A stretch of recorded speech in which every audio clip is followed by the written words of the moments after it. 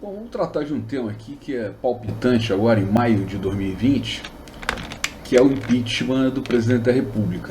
Então existe muita confusão, muita dúvida, né? Se o presidente vai cair, se não vai, quando cai. E eu acho que a imprensa especializada, apesar dela estar fazendo uma análise assim, muito próxima, muito bem feita, né? Mas eu acho que eles estão esquecendo de um detalhe principal que é decisivo nesse resultado. E eu vou tentar ao longo do vídeo explicar isso e dizer que detalhe é esse que não define o que segura o processo de impeachment no Congresso.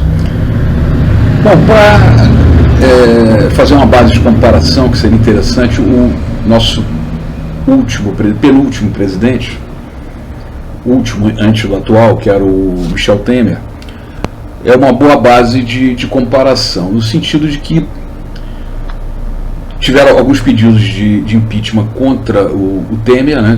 Dois, se não me engano, dois ou três, e os dois foram embarreirados, não passou nada, porque o Congresso tem que aprovar os pedidos. Só é aberto o impeachment na medida que os deputados aceitam. Não aceitaram. Primeiro que ele tinha um bom trânsito no Congresso, ele já tinha sido anteriormente presidente da Casa, é um deputado muito experimentado em negociação, sabia trabalhar muito bem, um expert no assunto, né, nas manobras dentro do Congresso, e já tinha passado a reforma trabalhista e a PEC dos gastos, muito sucesso, com muito trânsito lá dentro. Ele estava muito bem, muito forte no Congresso, o que foi suficiente para derrubar. Apesar de ele só ter 4% de popularidade junto à população, mas isso não foi suficiente para deflagrar o impeachment, né? O que prova que popularidade, índice de aceitação popular, é muito relativo em relação à questão de manutenção ou não de um presidente. O segundo ponto de apoio de poder seria o bem empresarial. Eu acredito que ele estava muito bem com as empresas, com grande capital, né, digo, grande empresarial, da medida que ele já tinha sido vice-presidente, ele transitou com esse bem muito bem. Segundo, que aquelas aprovações da reforma trabalhista e dos gastos eram do interesse do empresariado e ele saiu muito bem. Então ele não tinha problema nenhum com o meio empresarial, ele tinha segurança com o meio empresarial, até porque ele estava ali no final fazendo um mandato tampão já para sair.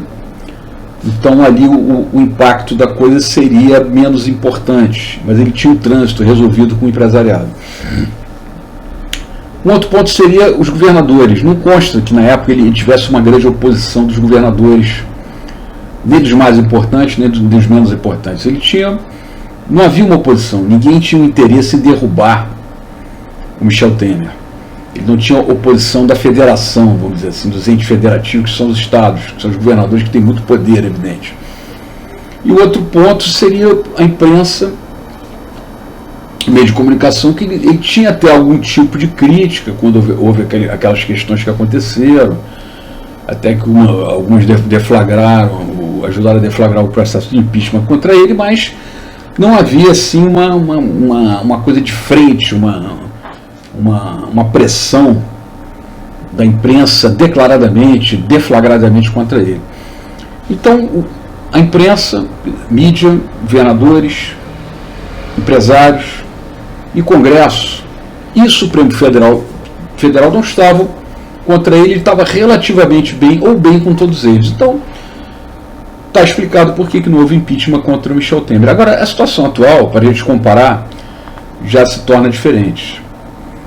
Em primeiro lugar, ele tem um problema sério com o STF. Declaradamente é uma guerra, uma briga, uma troca de farpas aí o tempo todo.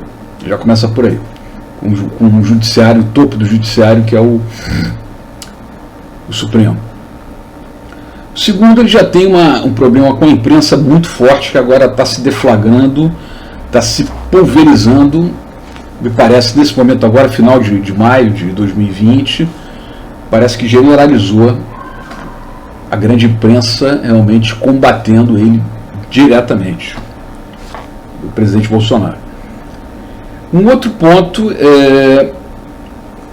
que seriam os governadores. Aí os governadores estão declaradamente contra ele, não só os principais, do Rio, São Paulo, Minas, etc., mas os estados pequenos também. Já vi, já foi divulgado na televisão, nos canais aí, a oposição cerrada dos governadores, acredito eu que em unanimidade. Eu acho que não escapa, não sei se escapa alguém, mas eu acho que é, no mínimo, a grande maioria, esmagadora maioria. Em relação ao Congresso, ele fez um bom trânsito no Congresso, passou a reforma da Previdência, só que tem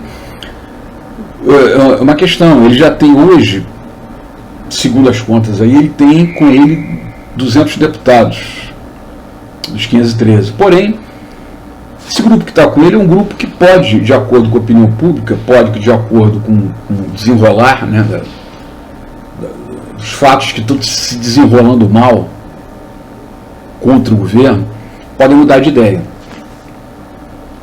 Bastariam 172 votos para abrir o impeachment, né? Lembrando que nós temos 35 pedidos de impeachment hoje no Congresso. Então, com o Congresso, ele não está bem. Ele está numa situação de corda bamba. Com o empresariado, você tem uma questão, ele não tem uma oposição, vamos dizer assim, frontal com o empresariado, mas ao mesmo tempo o que o empresariado queria dele, que era a reforma da Previdência, ele já conseguiu. Então a maior parte do serviço que era passar essa reforma já foi feito. Então ele já foi assim, ele já atendeu, né, a coisa mais importante. E daqui para frente, qualquer necessidade, qualquer acordo do empresariado com o governo, no caso de haver o impeachment, entra o seu vice-presidente, que tudo indica que não vai haver problema de divergência em relação a esse empresariado. Seria a mesma política, é a mesma chapa, a mesma política. Então o empresariado não tem assim uma urgência, uma necessidade de manter o presidente ou de não trocar o presidente.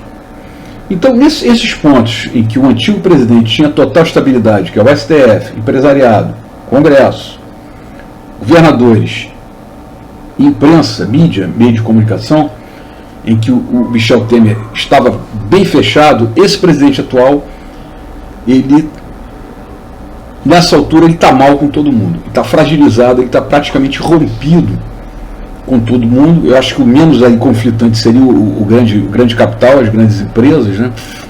Mas também não precisam dele para prosseguir, porque o vice dá conta de qualquer negociação sem problemas.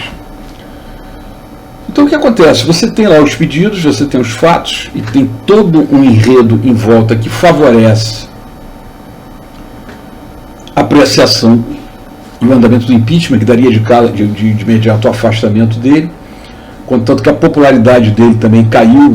Atualmente já se conta menos de 20% de popularidade, é outro fator também que soma. Então, nesse somatório todo de coisas, por que o Congresso ainda não abriu esse impeachment? A imprensa está todo dia batendo cabeça, tentando fechar o quebra-cabeça, tentando entender, tentando racionalizar, juntando essas peças todas. Eu acho que eles estão esquecendo um detalhe principal. Apesar do quadro já estar montado para o impeachment, né, as forças, né, ocultas e não ocultas do país não estão precisando mais desse presidente. Ele pode sair, sim. O fato principal é o seguinte: nós temos aí uma pandemia, nós temos aí no caso seria um processo de impeachment, e em terceiro lugar, mais um fator que seria uma nova eleição. Se o impeachment fosse resolvido no ano de 2020, ali obriga uma nova eleição. Para que fosse o ano que vem assumir o vice, o impeachment seria no ano que vem, que aí cumprir o calendário dos 2 anos e assume o vice sem precisar de eleição. Então, se a Câmara tivesse aberto esse impeachment em abril, em maio, ou de repente até em junho mesmo, o calendário, porque esse impeachment leva em torno de 6 meses, ele poderia ficar finalizado ainda no ano de 2020, o que obrigaria a uma nova eleição. Devido ao quadro atual, independente de posição ideológica, é impossível você fazer uma eleição agora. Tratar de uma epidemia com essa dimensão, essa gravidade. Tratar do impeachment e em seguida fazer uma eleição é tecnicamente inviável, impossível. Então tem que haver necessariamente, parece que está havendo uma preocupação do Congresso e das forças interessadas no impeachment em empurrar esse calendário para uns meses na frente. Então esse fator de calendário, de não se poder abrir de imediato, porque provavelmente o impeachment obrigaria, começado agora, mês de maio, mês de abril, ele obrigaria uma nova eleição ainda em 2020. Então esse fato é o único que destoa.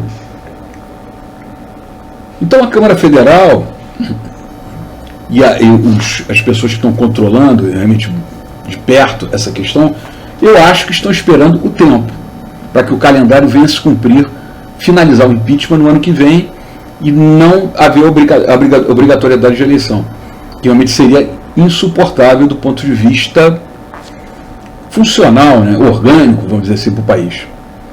Então, esse fator, a imprensa não tem visto ninguém da imprensa se referindo a isso. Se refere a uma coisa, se refere a outra, e por que não acontece o impeachment? Porque a questão é que se torna impossível um calendário de eleição a ser cumprido esse ano.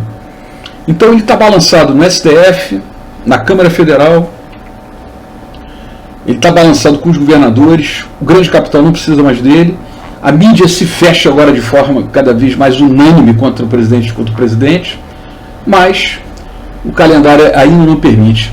Então eu acho que o desfecho disso vai se dar ao longo de mais algum tempo, mais um mês, mais dois, uma coisa assim, que venha justamente a calibrar esse calendário com a possibilidade do impeachment só se finalizar em janeiro, no máximo fevereiro. Então esse é o ponto. Entendeu? Eu acho que todo o contexto do impeachment ele já está muito bem armado, ele está muito bem configurado dentro da sua estrutura, da sua necessidade. É questão de aguardar o time certo do calendário e da possibilidade do país suportar o desfecho da situação.